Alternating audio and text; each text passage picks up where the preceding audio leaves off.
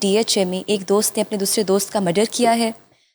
کیا دوستیاں ختم ہو چکی ہیں؟ یہ کیا ماجرا ہے، کیا سٹوری ہے؟ ہمارے ناظرین کو ذرا بتائیں.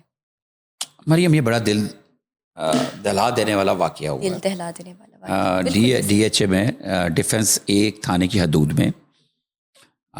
اور یہاں سے چیزیں واقعتاً یہ نظر آتی کہ دوستیاں کو آج کل جو ہے نا لالچ پہ اور بغض پہ اور جیلسی پہ یا اس کے غلاف کے اندر موجود ہیں، اور دوستی کے غلاف کے اندر یہ جیلسی موجود ہے. جو یہ واقعہ ہے، پر مرڈر کیوں ہوا سر؟ میں یہ اسی واقعے طرف جا رہا ہوں. یہ واقعہ کچھ اس طرح ہے.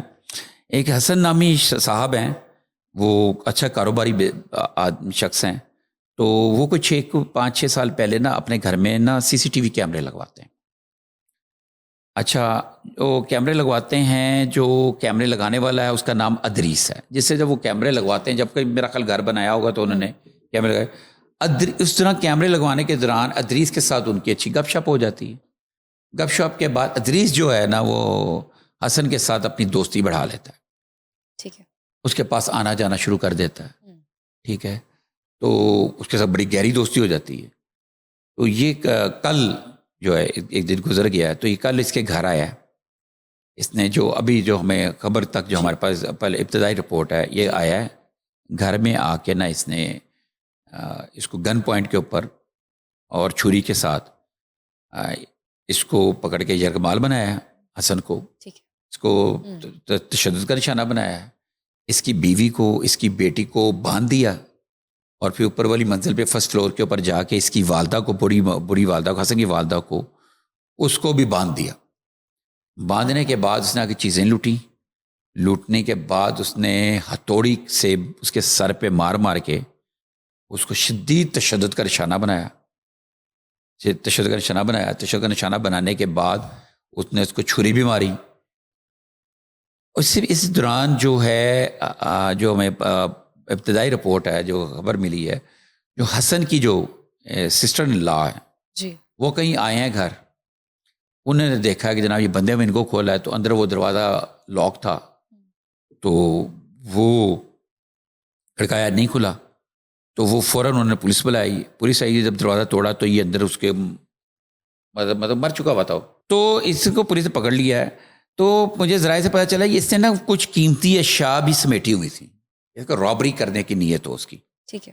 ان کو باندھ کے، تو میرا خیال یہ خیال ہے کہ جب یہ اس نے اس کے گھر گیا ہوگا، اس کی بیوی کو، اس کی والدہ کو، اس کی بیٹی کو باندھ کے یہ چیزیں لوٹ رہا ہوگا، تو حسن میرا خیال اوپر سے آ گیا. تو حسن کی اور پھر اس کی آپس میں کوئی تلخ کلامی ہوئی. تو اس کے بعد اس شخص نے نا، چونکہ اس کے پاس گن بھی تھی، چھری بھی تھی، تو اس نے حسن کے اوپر یہ ہیوی ہو گیا، اور اس نے حسن کو تشدد کر کے، شدید تشدد، بے ایمانہ تشدد کر کے استعمال. ٹھیک ہے. یہ بتائیں کہ تشدد کیوں کیا، وجہ کیا تھی؟ بھائی میں وہی بتانے لگا تھا، آپ نے کوشچن کر لیا. ابھی تک جو پتہ یہ چلا ہے کہ یہ ملزم نے جو ابتدائی بیانات دیے ہیں، مطلب یہ پولیس ذرائع سے مجھے پتہ چلا ہے، اتھینٹک بات نہیں ہے. میری SHO صاحب ہیں خرم صاحب، ان سے میری بات ہوئی تو انہوں نے کہا یہ ابھی تفتیش جاری ہے، ہم پوچھ رہے ہیں، مختلف پہلوؤں پہ ہماری تفتیش جاری ہے، اور باقی جو بقایا ہم تفصیلات آپ کو پوسٹ مارٹم رپورٹ آنے کے بعد دیں گے. لیکن جو ہمارے جو ذرائع اپنے بھی ہوتے ہیں، ان ذرائع سے ہمیں یہ پتہ چلا ہے کہ یہ ملزم جو ادریس ہے، اس کا یہ کہنا تھا کہ جی میں نے اس سے کچھ پیسے لیے تھے کچھ عرصہ پہلے، 2 لاکھ روپے. تو میں نے، اس نے مجھ سے کچھ دیر پہلے فون کر کے مجھ سے پیسوں کو تقاضا کیا، جبکہ میری بیٹی بیمار تھی، ہاسپٹل داخل تھی. تو اس نے مجھے گالیاں نکالی جو مجھے بڑا غصہ آیا. اچھا. مجھے وہ برداشت نہیں ہوئی، تو میں نے اس سے آ کے وہ مزہ چکھا دیا. یہ اس طرح کی ابھی ابتدائی کوئی اطلاعات ملی ہیں. تو لیکن یار یہاں پہ ایک بات یہ ہے کہ آپ یہاں پہ ذرا غور کریں. اس سے یہ پتہ چلتا ہے کہ آپ نے اگر دوستیاں یاریاں جو آپ کی ہیں وہ پہلے کی ہیں، اور اب آپ اگر آپ کے پاس کوئی سرمایہ ہے، کوئی چیز ہے، تو اس طرح کے جو لوگ ہیں نا آپ کے ارد گرد، آپ ان کی مدد کر دیں. آپ ان کی، اگر آپ کے پاس اللہ نے کچھ دیا ہوا ہے، آپ ان کی مدد کر دیں، لیکن ان کو اپنے سے دور رکھیں. بالکل صحیح. آپ ان سے توقع نہ رکھیں. کیونکہ اب یہ دیکھیں، یہ سین ہے کہ وہ کھاتا پیتا آدمی کہتا ہے جی میں نے مجھ سے صرف پیسے مانگے 2 لاکھ روپے، جبکہ اس کے پیسے کی کمی نہیں تھی. یہ وہ جملہ. میں سوشل سائنسز کا طالب علم ہوں، ٹھیک ہے نا. تو بیہیویئر سائنسز کو میں پڑھتا ہوں, اس میں یہ چیز ہے, اس شخص کا یہ کہنا جملہ کہ اس کے پاس بہت سارا پیسے تھے, اس نے مجھ سے 2 لاکھ روپے کی خاطر مجھے اس نے گالیاں دی, تو یہ ایک جیلسی کا فیکٹر ہے. بالکل. اور یہ جیلسی والے سین ایسے سے واقعات آ رہے ہیں, ایسے سے واقعات آ رہے ہیں. ایک پیچھے ضرور ایک واقعہ تھا, کسی دوسرے شہر کا تھا. باہر سے وہ آتا ہے ایک شخص اپنے 2 بیٹوں کے ساتھ, خوبصورت 2 جوان بیٹوں کے ساتھ, اور وہ اپنی سگے بھائی کے گھر کھانے کی دعوت پہ ہوتے ہیں. تو وہ اتنے جیلسی, اس کا اپنا بھائی اس سے اتنا جیلسی ہوتا ہے, اور اس کے بچے, اس کے دونوں بیٹوں کو وہاں پہ مار دیا انہوں نے.